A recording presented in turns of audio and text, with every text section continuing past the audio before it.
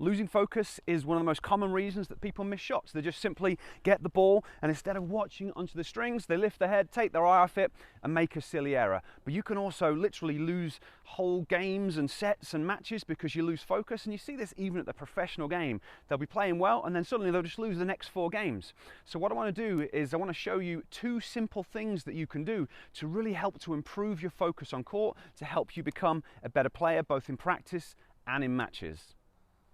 Okay, so something really important that you need to do to improve your focus is you need to control your eyes after each point. So often you'll see players, they'll play the point, maybe they win the point, maybe they lose the point, but then they'll start looking around, they'll spot their friend over on the court. Hey Jeff, how you doing? What's going on? And when you start to look and allow your eyes to wander, your mind starts to wander as well, because the way that our bodies work, our visual system is our dominant system, so often what we're looking at is what we focus on. So step number 1, the simple thing that you can work on is really make sure you're controlling your eyes, not letting them wander around the court. And there's a couple of simple ways that you can do that. One of them is just to look at your strings, and that's why you see so many professional tennis players, they finish their point and they've got that routine where they're walking to the back of the court, they're looking at their strings as they do it, and they're just basically controlling what they focus on. You could also look at the floor, so you could wander along looking at the floor. You could choose something to look at the back of the court, but the key is to kind of get your eyes centered on something and not allow them to deviate and get distracted by other stuff. So that is part 1 to this. The next part of this is really going to be about training your brain, training your focus, programming things so that you can do what you need to do on court. Tennis is all about staying in the positive, and I love Djokovic when he talks about this. He did an amazing interview during the US Open. Obviously he didn't end up winning the Grand Slam, but his interview was after the first or second round, and it was unbelievable when he just dived in deep to this sort of stuff and just talked about how important it is to stay present and stay in the focus. And I know actually Djokovic is really big onto the stuff, or on the stuff that I'm going to talk about now. He's very much into the positive mindset and positive affirmations and kind of manifesting good things to happen. So there's some people think this is a little bit voodoo, but there is neurology and physiology behind what I'm about to explain to you. So you want to control your vision, but while you're doing that, you want to start to reprogram your brain by saying things over and over again.